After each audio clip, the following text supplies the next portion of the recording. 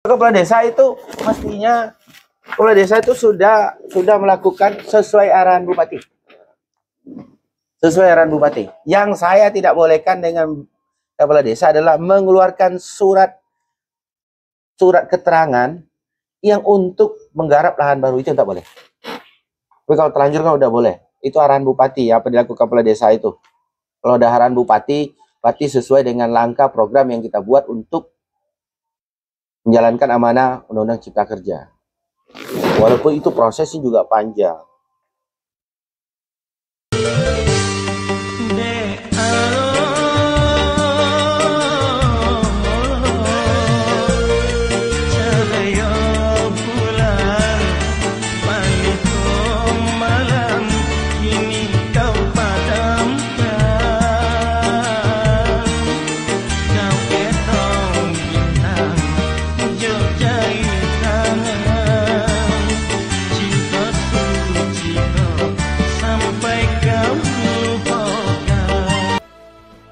Saudara, saya Febri Sugiono dari channel YouTube Jo Febri. Di video kali ini saya di rumah dinas Bupati Pelalawan. Rencananya hari ini kita mau bincang-bincang dengan beliau menyangkut dengan Taman Nasional Tesonilo, di mana beberapa pekan terakhir ini lagi viral. Saya sudah berada dengan Pak Bupati. Pak Bupati lagi nyantai nih. Ini kita bersama dia nih. Apa kabar Pak Bupati? Kabar baik, Su. Di bangku ini kacau ini guys. Jadi kita mau tanya nih Pak Bupati berkaitan dengan persoalan Taman Tesonilo. Beberapa pekan terakhir ini lagi viral, lagi hangat-hangatnya isu perambahan, termasuk juga dengan adanya larangan dari Kepala Balai TNTN terhadap SKT yang diterbitkan oleh tak SKT namanya, entah surat apa. Kita mau tanya dengan Pak Bupati, apa komentar Pak Bupati dengan kawasan TNTN yang lagi viral baru-baru ini, Pak Bupati? Yang pertama begini, TNTN itu kan luasannya 80.000 hektar. Ya. Tapi faktanya hari ini kan tidak sesuai lagi. Bahkan kalau hutannya saja, kalaupun ada, walaupun secara detail saya belum punya datanya, kalaupun ada itu 13.000-an, itu pun kalaupun ada. Artinya sudah terjadi penggarapan yang cukup lama, betul-betul cukup lama, yang di dalamnya ada petani, ada cukong, betul, yang memanfaatkan. Nah, maka kita sudah berkoordinasi dengan KLHK melalui Balai TNTN bagaimana sebenarnya kita ingin satu lahan yang tersisa itu fungsi kehutanannya bisa terjaga. Ya. Artinya bisa terjaga, bisa betul-betul bisa menghasilkan oksigen, bisa menjadi tempat habitatnya flora dan fauna. Nah, maka kan ada langkahnya. Satu, mempertahankan yang ada. Yang kedua adalah hutan-hutan yang masih ada itu supaya tidak dirambah. Yang kedua adalah lahan-lahan yang sudah gundul. Itu bisa dilakukan rehabilitasi kembali. Itu sudah kita bicarakan. Walaupun sampai hari ini polanya kita pun belum dapat. Nah, saya justru menawarkan dulu secara masif melakukan itu karena sesuai dengan program pemerintah Pelalawan. Program pemerintah Pelalawan itu adalah Pelalawan Sejuk. Ya. Bagaimana kita mengkampanyekan sedekah oksigen. Ya. Sedekah oksigen. Jadi orang menanam tanaman itu adalah orang yang bersedekah oksigen untuk orang lain. Tapi juga bisa menikmati dengan tanaman yang produktif. Artinya sedekah oksigen dapat ibadahnya karena mengembalikan fungsi memperbaiki bumi Allah, bumi yang sudah diciptakan oleh Tuhan untuk menjadi tempat mencari rezeki. Tapi di sisi lain bahwa hutan-hutan itu juga dibutuhkan, dia akan melahirkan oksigen, dia akan menyerap karbon, maka fungsi itu akan diperbaiki. Maka kita mengedukasi, mengkampanyekan orang supaya bagaimana mau menanam tanaman yang tentu bisa melahirkan oksigen dan produktif juga buat menghidupi keluarga, bisa menjadi pendapatan bagi masyarakat. Nah, terkait dengan adanya kepala desa air hitam yang menerbitkan surat. Saya udah panggil, bahkan saya sudah tanya dulu sebelum kejadian ini, saya udah tahu sebenarnya, artinya pernah disampaikan bahwa mereka mengeluarkan surat keterangan garapan. Oke, gimana sikap kita tuh? Bukan surat keterangan tanah, Oh, bukan gitu. surat yang untuk melegalkan tanah dia. Surat menyatakan bahwa si A menggarap di situ, benar. Tujuannya apa? Memang itu sesuai dengan program yang kita buat, program percepatan bagaimana mendata petani yang berada dalam kawasan hutan dan konservasi. TNTN, nah, kepala desanya mengambil langkah supaya masyarakat yang ada di dalamnya diterbitkanlah surat garapan, sehingga tahu siapa yang punya kebun di situ, yang masuk dalam kategori keterlanjuran 5 tahun. Setelah didata, diambil titik koordinatnya, siapa punya di mana, luasnya berapa, mana identitasnya, lengkap semua secara administrasi yang akan kita ajukan ke Kementerian Lingkungan Hidup, masuk dalam Undang-Undang Cipta Kerja. Nah, yang tidak boleh itu, kalau saya menganggap KDS tidak boleh. Yang kita bicarakan adalah keterlanjuran. Masyarakat yang sudah terlanjur menanam kebun sawit baik di kawasan hutan maupun konservasi, itu keterlanjuran itu yang kita data. Terlanjuran 5 tahun itu harus didata. Pendataannya itu ya, satu, siapa pemiliknya, dilampirkan KTP dan KK-nya, terus domisilinya, tinggalnya, bahkan kita suruh untuk melampirkan foto rumahnya, terus lahannya diambil titik koordinatnya, luasannya tidak boleh lebih dari 5 hektar untuk kategori petani. Nah, maka kalau yang tidak dibolehkan itu adalah, maka ada surat edaran saya lagi bahwa tidak dibolehkan mengeluarkan atau menjual lahan. Tidak tegas lagi Kan ada lagi surat kita kan 2, tidak boleh menjual lahan pada perangkat kepala desa, tidak boleh menjual lahan. Maka yang tidak dibolehkan sekarang itu adalah menerbitkan, kalau misalnya menerbitkan surat keterangan di lahan TNTN hari ini tak boleh.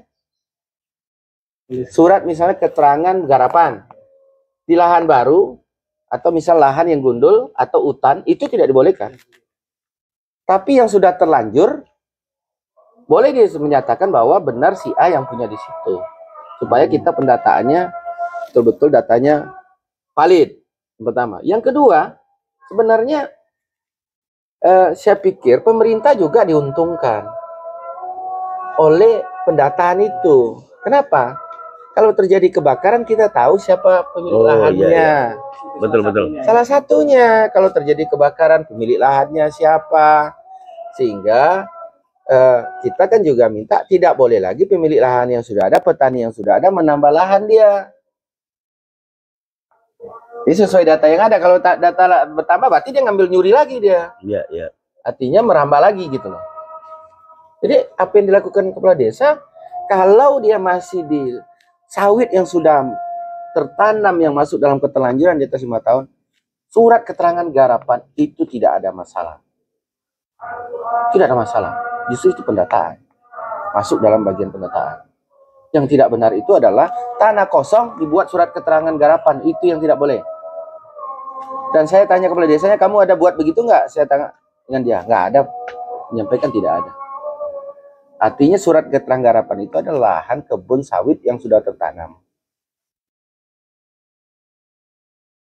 Terus kemarin tuh kan ada warga melakukan unjuk rasa dengan melakukan aksi coret-coret di kantor seksi Taman Nasional Tesonilo. Gimana tanggapan Pak Bupati? Ya, saya pikir kan kalau ada aksi begitu ya sesuatu yang tidak bisa kita hindari. Tapi yang paling penting kan tidak menimbulkan konflik dan sudah kita mediasi dan sudah ada kesepakatan. Artinya karena ada miskomunikasi, ya, poinnya tentu kita berharap kan antara TNTN dengan masyarakat tentu saling berdampingan, bersinergi, bahkan bersinergi berdampingan bagaimana menjaga TNTN yang tersisa.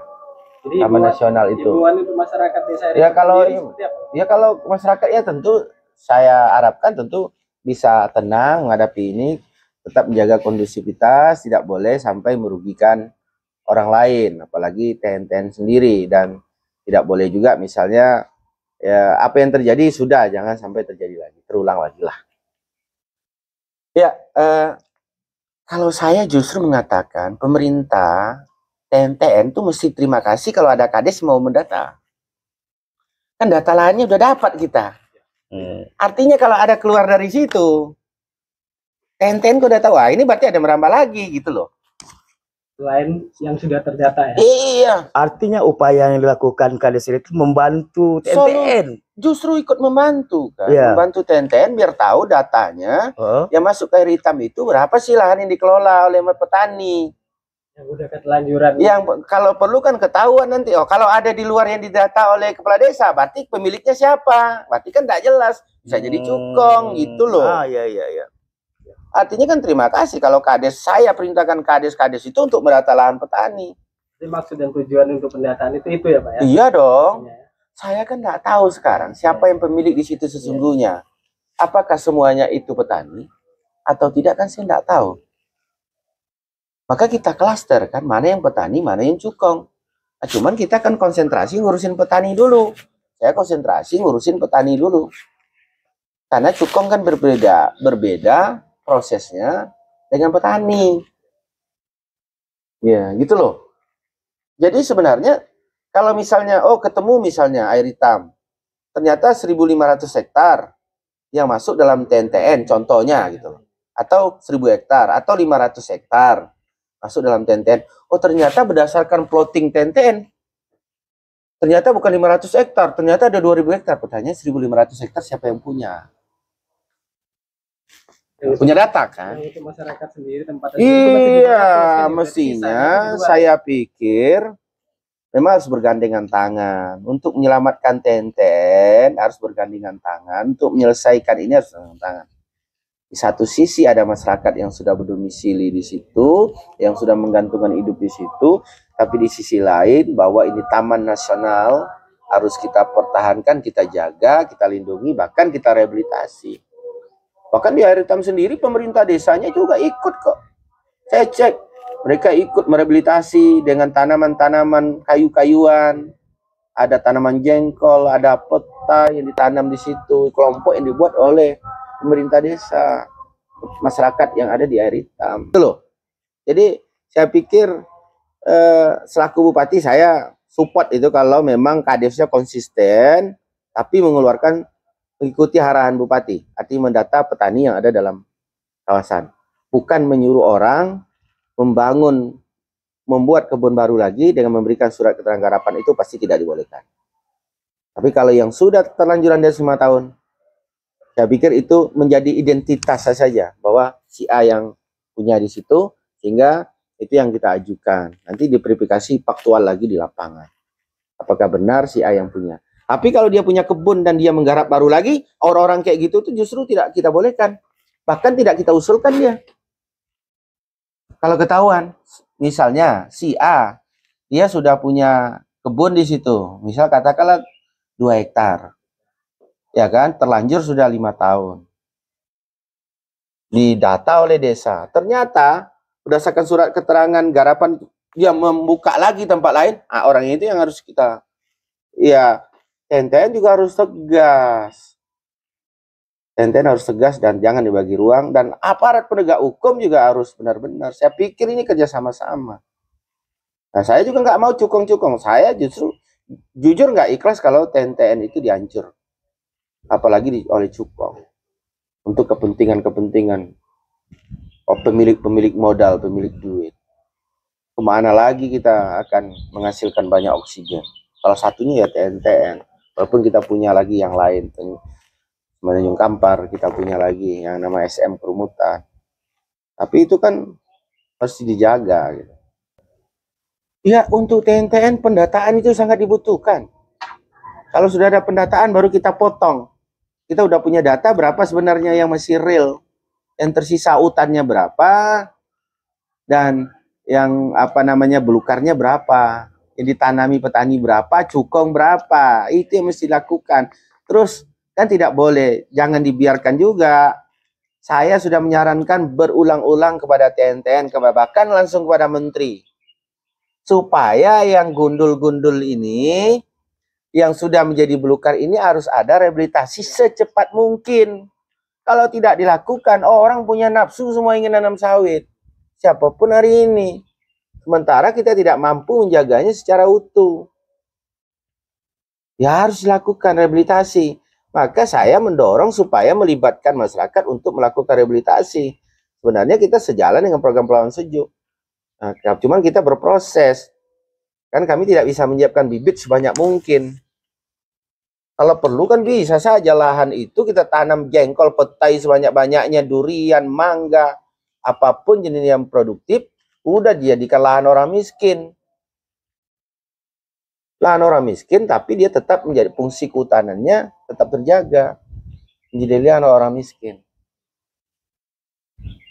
Maka dulu saya minta dilibatkan di dalam kelompoknya, ada polisi, ada Babin Kantipmas di situ libat dalam kelompoknya, ada Babinsa kita libatkan di situ supaya memang jaga TNTN-nya bersama-sama.